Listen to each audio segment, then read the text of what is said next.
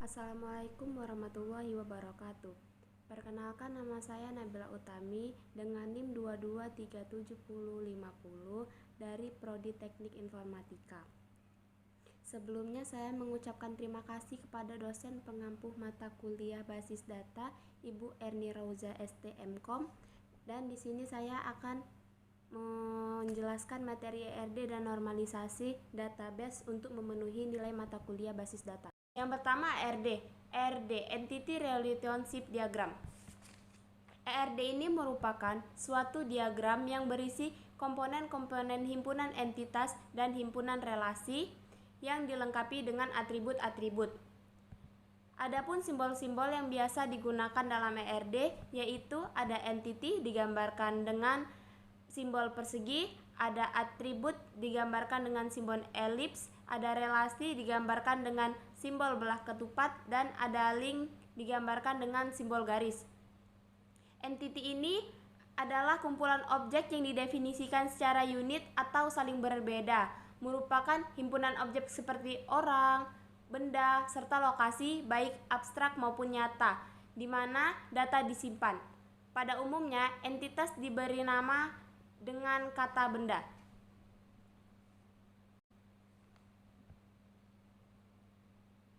Properti merupakan kumpulan atribut yang menjelaskan entity. Entity ini dibagi menjadi dua bagian, yaitu ada entity reguler dan entity lemah. Yang pertama, entity reguler merupakan entity yang bersifat umum dan dapat berdiri sendiri, contohnya karyawan. Yang kedua, ada entity lemah.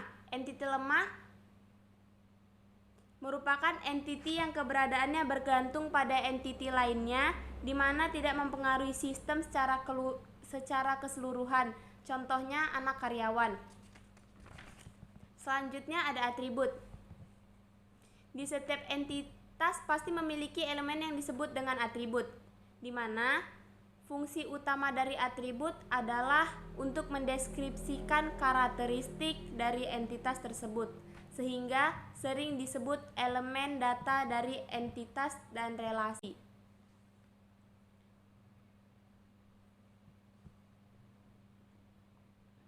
Di sini ada tabel contoh membuat ERD mahasiswa. Seperti ini. Selanjutnya ada link. Link adalah simbol garis, merupakan elemen yang menghubungkan atribut untuk menunjukkan hubungan antara entitas pada ERD. Link ini sebagai penghubung antara himpunan relasi dengan himpunan entitas dan himpunan entitas dengan atributnya. Selanjutnya, kardinalitas atau derajat relasi menunjukkan hubungan maksimal yang terjadi dari himpunan yang satu ke himpunan entitas yang lain, dan begitu pun sebaliknya. Diagram ER juga menunjukkan tingkat hubungan yang terjadi antara entitas, di mana dibagi menjadi 3 tingkatan, yaitu ada one to many, dan many to many. Yang pertama ada one to one. One to one yaitu setiap entitas hanya memiliki relasi dengan satu entity lain. Contohnya seperti mahasiswa meminjam buku. Satu mahasiswa meminjam satu buku. Yang kedua ada one to many. One to many itu hubungan antara entity dengan beberapa entity. Contohnya dosen mengajar mahasiswa. Satu dosen mengajar banyak mahasiswa. Begitu pula banyak mahasiswa hanya diajar oleh satu dosen saja. Yang ketiga ada many to many.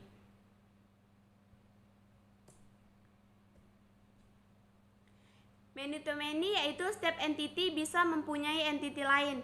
Seperti contohnya dokter memeriksa pasien. Banyak dokter melakukan pemeriksaan kepada banyak pasien. Banyak pasien melakukan pemeriksaan kepada banyak dokter. Selanjutnya ada normalisasi database. Jadi, normalisasi database ini adalah teknik pengelompokan data dari berbagai entitas dalam suatu relasi sehingga membentuk struktur relasi yang baik tanpa redundansi atau pengulangan data, serta sebagian besar ambiguity bisa dihilangkan.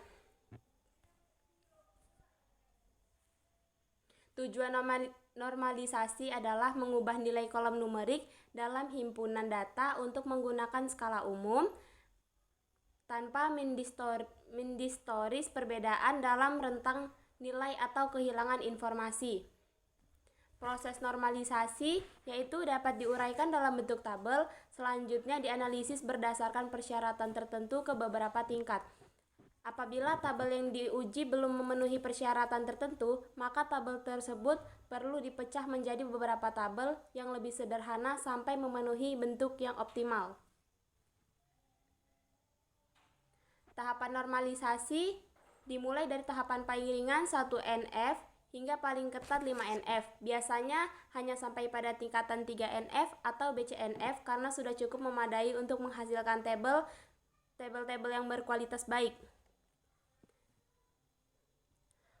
Urutan normalisasi yaitu Unnormalized Form atau UNF, First Normal Form, Second Normal Form, Third Normal Form, Fourth Normal Form, sama Fifth Normal Form.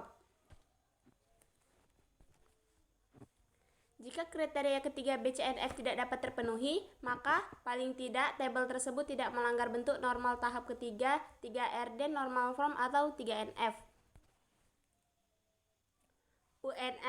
UNF ini adalah bentuk data yang tidak normal karena adanya pengulangan grup pada data sehingga menjadi masalah saat akan manipulasi data. Tahapan yang kedua, First Normal Form, yaitu pengelompokan beberapa data untuk mengatasi masalah anomali. Sebuah model data dikatakan memenuhi bentuk normal pertama apabila setiap atribut yang dimilikinya satu dan hanya satu nilai. Tahapan yang ketiga yaitu Second Normal Form. Tahapan kedua ini dibentuk atas dasar 1NF dengan menghapus beberapa subnet data yang ada pada tabel dan menempatkan mereka pada tabel terpisah, menciptakan hubungan antara tabel baru dan tabel lama dengan menciptakan foreign key. Tidak ada atribut dalam tabel yang secara fungsional bergantung pada candidate key tabel tersebut.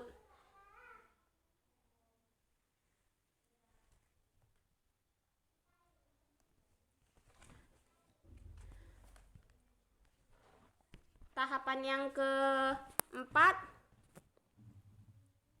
Third Normal Form, tabel yang harus dalam bentuk 2NF dan tidak memiliki ketergantungan fungsional transitif atau transitive dependency. Artinya tidak ada atribut di dalam tabel yang bergantung pada atribut non-kunci atau non-key atribut.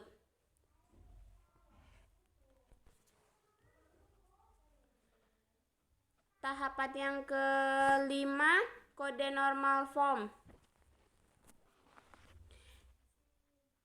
BCNF ini memiliki hubungan yang erat dengan bentuk 3NF. Pada dasarnya adalah untuk menghandle anomali dan overlooping yang tidak dapat dihandle dalam bentuk 3NF.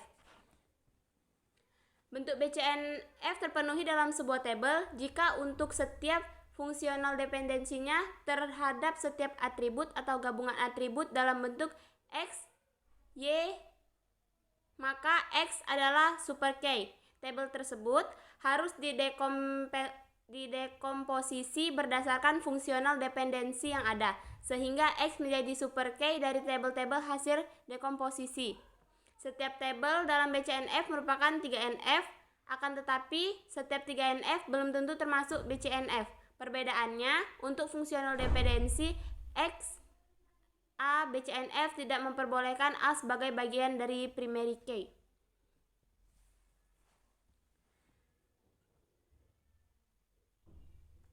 Bentuk normal tahap keempat terpenuhi dalam sebuah tabel jika telah memenuhi bentuk BCNF, dan tabel tersebut tidak boleh memiliki lebih dari sebuah multivalued atribut. Untuk setiap multivalued dependencies juga harus merupakan fungsional dependencies. Bentuk normal tahapan ke 6. Fifth normal form, tahapan untuk mengatasi terjadinya join dependent sehingga terjadi pemecahan relasi menjadi dua. Bentuk normal 5NF terpenuhi jika tidak dapat memiliki sebuah lossless decomposition menjadi tabel-tabel yang lebih kecil. Jika 4 bentuk normal sebelumnya dibentuk berdasarkan fungsi Densial dependency, 5NF dibentuk berdasarkan konsep join dependency, yakni apabila sebuah tabel telah dekomposisi menjadi tabel-tabel lebih kecil, harus digabungkan lagi untuk membentuk tabel semula. Dan dari saya, wassalamualaikum warahmatullahi wabarakatuh.